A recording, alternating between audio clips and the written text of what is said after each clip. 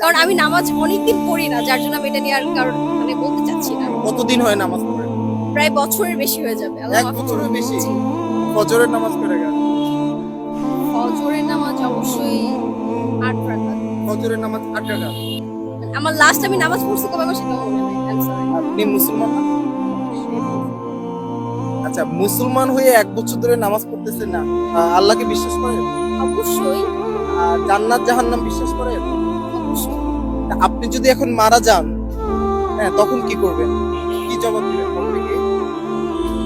জবাব দেওয়ার মধ্যে কিছু থাকবে না, তবে আল্লাহ মাফ করবে এটা ভরসা নিয়েই হয়তো আল্লাহ বা। মাফ করবে? জি। কিভাবে মাফ করবে? আপনি তো নামাজই পড়েন না। নামাজই তো নামাজ পড়ি না বিষয়টা এমন না, পড়েছি বাট রিসেন্টলি পড়া হয় না। লাস্ট কবে নামাজ পড়ছি সেটা মনে নেই।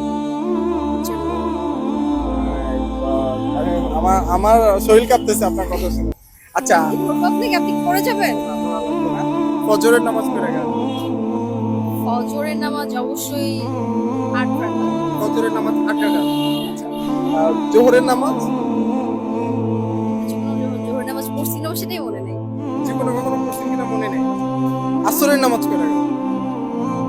৮ রাকাত। ৮ রাকাত। এশারের নামাজ? 14 রাকাত বা 12 রাকাত। 14 রাকাত বা 12 রাকাত। আমাদের বাংলাদেশের সুপারস্টার কে জানো? কে?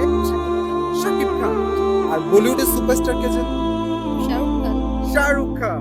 ও গাইস, আপু ডালিউডের খবর রাখে। ডালিউডের সুপারস্টার শাকিব খান, বলিউডের সুপারস্টার শাহরুখ খান। বাট আফসোসের বিষয় হচ্ছে মানে নামাজ কয় ওয়াক্ত, কোন ওয়াক্ত নামাজ কয় রাকাত সেটা আপু জানে না। এটা সত্যি অনেক বেশি দুঃখের বিষয়। সো আপু, আমি রিয়েলি সরি যে আমি আপনাকে একটাও গিফট দিতে পারলাম না।